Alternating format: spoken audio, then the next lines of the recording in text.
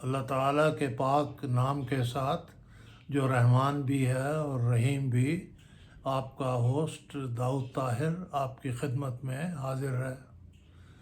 Viewers, آج میں جس موضوع پر آپ سے گفتگو کرنے والا ہوں وہ کئی لحاظ سے بہت اہمیت رکھتا ہے،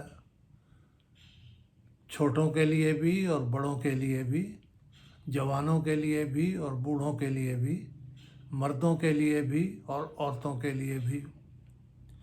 میرا اشارہ کینسر کی طرف ہے، جو بہت موذی مرض ہے اور جس کا آج تک شافی و کافی علاج دریافت نہیں ہو سکا۔ ہم سب نے اس بیماری کا نام سن رکھا ہے، لیکن ان چند لوگوں کو چھوڑتے ہوئے جو خدا نخواستہ خود اس بیماری میں مبتلا ہو جاتے ہیں، یا جن کے قریبی اعزاء میں سے کوئی شخص اس بیماری میں مبتلا ہوتا ہے، کسی کو یہ احساس نہیں ہوتا کہ یہ کس نوعیت کی تکلیف ہے اور اس کے کیا ریپرکشنز ہیں صحت انسانی پر اور انسانی زندگی پر۔ میں بھی اس ساری بات سے تقریباً بے خبر تھا 1.5 سال پہلے تک، لیکن جب اس بیماری نے چپکے سے ہمارے گھر میں آ کر ڈیرا ڈال لیا تو معلوم ہوا کہ یہ بیماری کتنی خطرناک ہے اور اس میں مبتلا شخص کو کس اذیت میں سے گزرنا پڑتا ہے۔ ویورز، میری اہلیہ راشدہ طاہر گزشتہ 3 سال سے یہ شکایت کرتی تھیں کہ ان کے معدہ اور انتڑیوں کے افعال درست نہیں ہیں۔ وہ بسا اوقات دن میں کئی بار عجابت کے لیے جاتی، پھر کئی دن مکمل قبض میں گزر جاتے،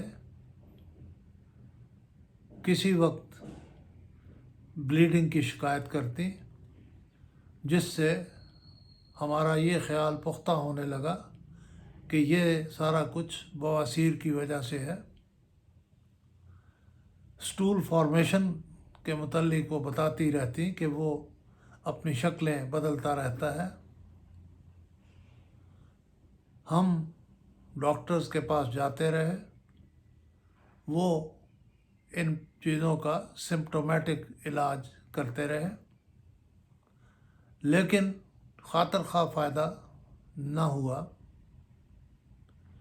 بدقسمتی سے کسی بھی ڈاکٹر نے، حالانکہ وہ اپنے شعبہ کے ماہر تھے، یہ تجویز نہیں کیا کہ ان کی کولونوسکوپی ہونی چاہیے۔ دسمبر 2019 کی بات ہے، فیصل آباد میں ہمارے کچھ عزیزوں کی شادیاں تھیں۔ 5 دن یہ وہاں رہی۔ سخت سردی تھی، ممکن ہے کھانے پینے میں کچھ بد احتیاطی ہوئی ہو، ممکن ہے کھانے کے اندر کوئی ایسی چیز غلطی سے شامل ہو گئی ہو جس نے ان کا معدہ اپسیٹ کر دیا ہو۔ وجہ جو بھی تھی، انہیں ڈائریا اور وامٹنگ شروع ہو گئی، اور اس کثرت سے وامٹنگ ہوئی اور ڈائریا ہوا کہ تشویش ہونے لگی۔ میں نے فون پر ان سے کہا کہ انہیں وہیں کسی ہسپتال میں داخل کرا دیا جاتا ہے، بہتر ہو جائیں تو واپس آئیں، لیکن وہ بضد تھیں کہ اس بیماری کی حالت میں وہ گھر سے دور نہیں رہنا چاہتی اور گرتی پڑتی گھر آ پہنچی۔ بہت دن لگے، ایگریسو ٹریٹمنٹ کے بعد ان کی طبیعت کچھ سنبھلی۔ فروری 2020 یعنی پچھلے سال فروری میں ہمیں خیال آیا کہ ان کا جو بھی علاج اب تک ہوا ہے وہ ان کی علامات کو سامنے رکھ کر کیا گیا ہے۔ کسی نے ان کی کولونوسکوپی کر کے نہیں دیکھا کہ انتڑیوں میں کوئی اور مسئلہ تو نہیں ہے۔ چنانچہ ہم نے از خود گیسٹرو انٹرالوجسٹ کو تجویز کیا کہ ان کی کولونوسکوپی کروائیں۔ انہوں نے کہا ابھی کروا لیتے ہیں۔ وقت طے ہو گیا، بحریہ ہسپتال لاہور میں کولونوسکوپی ہوئی۔ ابھی یہ ریکوری روم میں تھی کہ ڈاکٹر نے مجھے اپنے کمرے میں بلایا اور ٹی وی اسکرین آن کر دیا، بتایا کہ یہ بڑی آنت میں آپ کو دکھا رہا ہوں اور اس کا یہ حصہ دیکھیے، اس میں غیر معمولی سرخی ہے۔ میں نے سبب پوچھا تو وہ بات گول کر گئے اور انہوں نے کہا کہ جب تک حتمی رپورٹ نہ آ جائے میں اس کے بارے میں کوئی بات کر کے آپ کو غیر ضروری تشویش میں مبتلا نہیں کرنا چاہتا۔ یہ کہہ کر انہوں نے رپورٹ ہمارے حوالے کی اور ایک بوتل جس میں اس حصے سے لی گئی بایوپسی تھی۔ رپورٹ لمبی تھی لیکن اس کا ریلیونٹ حصہ میں آپ کو پڑھ کر سناتا ہوں۔ لکھا، دیر از اے اسمال ناڈیولر گروتھ سین ان دی سیکم۔ اس کا سادہ زبان میں ترجمہ یہ کیا جا سکتا ہے کہ سیکم میں یعنی بڑی آنت میں ایک پھوڑا یا پھنسی ہے۔ Biopsy taken. انہوں نے تاکید کی کہ ہم یہ بایوپسی کسی اچھے ہسپتال سے کروائیں۔ شوکت خانم میں یہ مرحلہ طے ہوا۔ 5-6 دن کے بعد رپورٹ ملی۔ وہ 5-6 دن مریضہ نے جس طرح گزارے اس کے متعلق میں کیا عرض کروں۔ پریشانی کا ایک دور تھا، غیر یقینی کی ایک فضا تھی۔ بہرحال رپورٹ مل گئی۔ اس میں لکھا تھا کہ یہ ماڈریٹلی ڈفرینشیٹڈ ایڈنوکارکینوما ہے۔ یہ ممکن ہے لفظ کسی اور طریقے سے پڑھا جاتا ہو، کوئی ڈاکٹر صحیح پڑھ سکتا ہے اس کو۔ بہرحال ہمیں کہا گیا کہ آپ فوری طور پر ان کا بڑی آنت کا آپریشن کروائیں۔ اسی وقت ہم نے بھاگ دوڑ شروع کی۔ خدا کا احسان ہے انتظام ہو گیا اور 10 مارچ کو ظفر علی روڈ پر واقع سرجی میٹ ہاسپٹل میں ان کا آپریشن ڈاکٹر مجید نے کیا۔ آپریشن ختم ہوا تو سرجن نے مجھے بلا کر ایک مرتبہ مجھے تھماتے ہوئے بتایا کہ انہوں نے بڑی آنت کا متاثرہ حصہ پورے کا پورا کاٹ کر الگ کر دیا ہے اور اس مرتبان میں ڈالا ہے۔ آپ اسے لے جائیں، اسے بایوپسی کے لیے دیں۔ دوبارہ شوکت خانم پہنچے۔ انہوں نے 6-7 دن لگائے رپورٹ تیار کرنے میں اور پھر 2 صفحوں پر مشتمل ایک طویل رپورٹ ہمارے حوالے کر دی۔ ہمارے لیے اسے سمجھنا آسان نہ تھا۔ انکالوجسٹ کو دکھایا، انہوں نے کہا افسوسناک خبر ہے لیکن بہرحال آپ کو بتانا ضروری ہے، کینسر والا حصہ نکال تو دیا ہے لیکن اس سارے حصے میں 14 لمف نوڈس تھیں، ان میں سے 2 کے اندر کینسر کے سیلز پہنچے ہوئے ہیں، لہٰذا آپ کو اب کیموتھراپی کروانی پڑے گی۔ کیموتھراپی شروع ہوئی،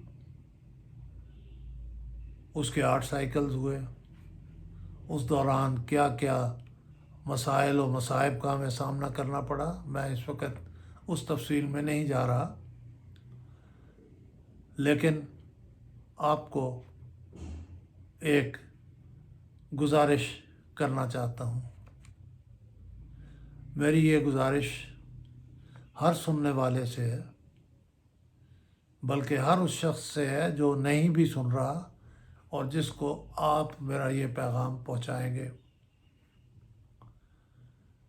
یوں تو کسی بھی مرض کو لائٹلی نہیں لینا چاہیے، لیکن پیٹ کی غیر معمولی خرابی جو لمبا عرصہ قائم رہے، اس کو تو بالکل لائٹلی نہیں لینا چاہیے۔ تشخیص کا تقریباً 100% صحیح طریق معدہ اور انتڑیوں کا معائنہ ہے۔ معدے کی بیماریوں کے لیے جو پروسیجر اختیار کیا جاتا ہے انویسٹیگیشن کا، وہ اینڈوسکوپی کہلاتا ہے۔ میں یہ پروسیجر 3 بار کروا چکا ہوں۔ جب پہلی بار کروا رہا تھا تو میں طرح طرح کے خوفوں میں مبتلا تھا، لیکن دوسری اور تیسری بار میں نے اسے ہنستے کھیلتے کروا لیا۔ انتڑیوں کا معائنہ میں 2 دفعہ کروا چکا ہوں۔ پہلی بار عجیب ذہنی کیفیت تھی، ڈر تھا، نہ جانے کیا ہوگا، کچھ نہیں ہوا۔ دوسری بار بھی اللہ نے کیا، بغیر تکلیف کے یہ ٹیسٹ مکمل ہو گیا۔ لوگ اس میں کہتے ہیں کہ شرم آتی ہے انتڑیوں کا معائنہ کرواتے ہوئے۔ میں کہتا ہوں کہ جب کوئی بیماری لاحق ہو جائے تو اس وقت ڈاکٹر کے سامنے اپنے آپ کو ایکسپوز کرنا ہی پڑتا ہے۔ یا تو آپ اسی بیماری میں گل گل کر ختم ہو جائیں، یا علاج کروائیں۔ علاج سے پہلے ڈاکٹر آپ کا معائنہ کرے گا۔ بہت مہنگے ٹیسٹ بھی نہیں ہیں، اور زندگی اور جان کے مقابلے میں تو یہ روپیہ کچھ بھی حیثیت نہیں رکھتا۔ میں اور میری اہلیہ اس معاملے میں غفلت برتنے سے خطرناک نتائج بھگت چکی ہیں۔ ایک کو کینسر ہو گیا، دوسرے نے کینسر کے مریض کو تڑپتے اور بلکتے ہوئے دیکھا۔ میری یہ گزارش یاد رکھیے، اگر آپ کا کوئی عزیز، اگر آپ کا کوئی ڈپینڈنٹ، اگر آپ کا کوئی واقف کار، اگر آپ کا کوئی دوست، اگر آپ کا کوئی محلے کا دار، اگر آپ کا دفتری رفیق، کوئی کلیگ جس کو کہتے ہیں، اگر آپ کا کوئی اور ایسا جاننے والا ہے جو یہ محسوس کرتا ہے کہ اس کی معدہ یا انتڑیوں کی تکلیف بہت عرصے سے چل رہی ہے اور کسی علاج سے اسے فائدہ نہیں ہو رہا، تو وہ خدا را ہر چیز چھوڑ کر اپنے علاج کی طرف متوجہ ہو، اور اس علاج میں سب سے پہلا قدم یا اینڈوسکوپی ہے یا کولونوسکوپی ہے۔ اس میں نہ شرمائیے، نہ خرچ کی پرواہ کیجیے، ٹیسٹ کروا لیجیے۔ اللہ کرے ٹیسٹ آپ کا صاف آئے، آپ کا فکر ختم ہو جائے گا۔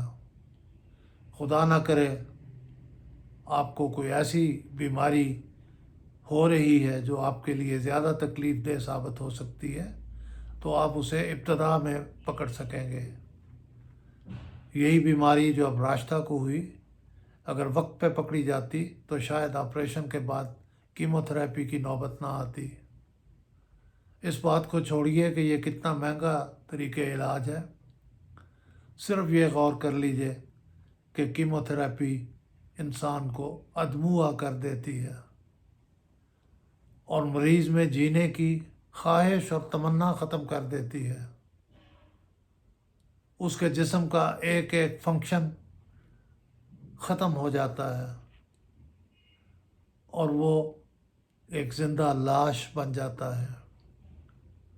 خدا نہ کرے ایسا وقت کسی پہ آئے۔